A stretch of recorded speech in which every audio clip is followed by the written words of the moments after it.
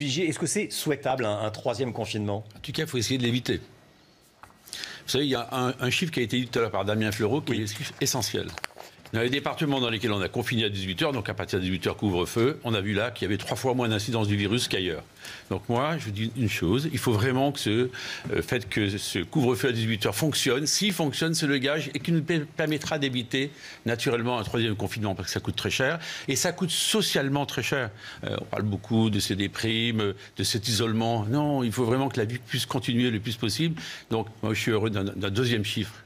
Et moi qui suis professionnel de santé, qui me suis fait vacciner cette semaine d'ailleurs. Vous êtes biologiste, COVID, je suis biologiste, et donc je l'ai fait en tant que professionnel de santé. Ça y est, les Français ont compris que ça marchait. Vous savez, cette semaine, personne n'a rien dit, mais vous savez que la rubéole est quasiment éradiquée. Combien de mamans ont eu des enfants qui malheureusement avaient des malformations parce qu'il y avait la rubéole. Et c'est parce qu'il y a eu des vaccins contre la rubéole obligatoire, ces fameux 11 vaccins, que maintenant, eh bien, cette maladie est éradiquée. Donc il faut y croire. Ce qu'il faut, c'est suffisamment de vaccins et que le planning de vaccination s'accélère encore. Ça ne tombera pas comme au printemps dernier. Oui, puis il y a une réflexion là-dessus, très certainement. Ouais, puis il faut essayer de territorialiser les choses, parce que le plaquer de façon permanente, il peut y avoir un endroit où, si malheureusement il y a un cluster, on est obligé de confiner plus. Mais vous savez, cette vaccination, j'y reviens, parce que je fais partie de ceux qui ont râlé assez fort, parce que ça ne démarrait pas assez vite. Quand est-ce qu'on va avoir ce vaccin AstraZeneca validé? Vous faites partie des procureurs, vous avez râlé. On va réécouter le président. Je fais partie de ceux qui savent que ça fonctionne. Et sur les mutants, il faut le répéter. Vous avez vu les chiffres en Israël, ils sont très intéressants. Après une dose de vaccin, 50% sont protégés. Donc ce vaccin fonctionne aussi contre les mutants. Alors les mutants, c'est le danger d'aujourd'hui. Le mutant. On regarde ensemble le programme, le calendrier de vaccination. En tout cas, il y a une obligation de résultat. Moi, vous savez, il y a un chiffre. Mais quel est l'intérêt de donner tous ces chiffres? J'ai l'impression que ça sort. Moi, j'aimerais simplement qu'on arrive au chiffre qu'Arnaud Fontanet, vous savez, le membre du comité scientifique, a demandé. Ça fait 2 mois qu'il raconte la même chose. Il faut qu'au 15 mars, on ait 10 millions de Français vaccinés. Voilà. Là, ça y est, l'organisation locale est en place. Maintenant, il faut que les vaccins arrivent suffisamment en masse. Il en manque encore. Voilà, faut dire la vérité aux Français.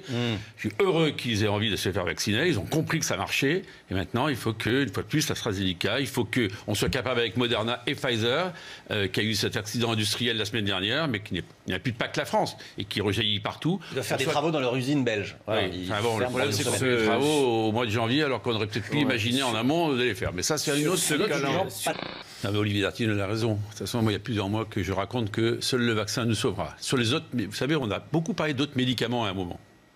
L'hydroxychloroquine, oui. Rien ne se passe. Non, mais l'hydroxychloroquine, sur certains patients, ça marche. Comme des médicaments placebo marchent dans les cancers, on sait tout ça. Lorsqu'on connaît un peu la médecine, c'est comme ça que ça marche.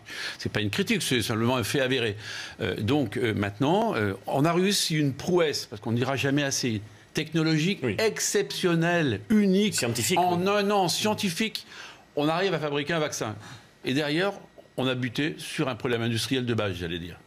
Quand il dit nous sommes 66 millions de procureurs, si j'ai bien compris, il se compte dedans. Voilà. De toute façon, le français, il est latin, il est cabochard, il a poussé un coup de gueule sur les vaccins, je pense qu'on a été un certain nombre à le faire. Ça ne fait pas partie des formules les plus heureuses. Non mais, je reviens. Les fainéants. Je reviens. Oui, non mais, vous savez, bon, chaque président de la République, malheureusement, ou chaque homme politique, quelquefois, dérape un peu. Non mais là, simplement, je crois qu'il a été singulièrement agacé sur cette affaire de vaccin. Oui. Honnêtement, quand les autres avaient vacciné 2 millions de personnes, étaient à 500, excusez-moi, mais il y a quand même un espace extrêmement grand. Donc là, maintenant, si j'ai bien compris, les ministres n'ont plus qu'à bien se tenir et à se tenir leur feuille de route en particulier. Non mais sincèrement, on voit que toute l'économie est bloquée. Ce drame social qui est annoncé, mais enfin, il y a quand même des choses aussi positives. Regardez comment l'économie française est perfusée par rapport aux autres pays qui nous entourent. Et pourtant, il y a des inquiétudes par les bars, les restaurants, le domaine de la culture, tous ces domaines-là. Ce côté social et sociétal n'existe plus. Et il faut qu'on revive à un moment. Donc, c'est le boulot aussi du président de leur dire, si ça ne va pas, les gars, vous mettez au boulot.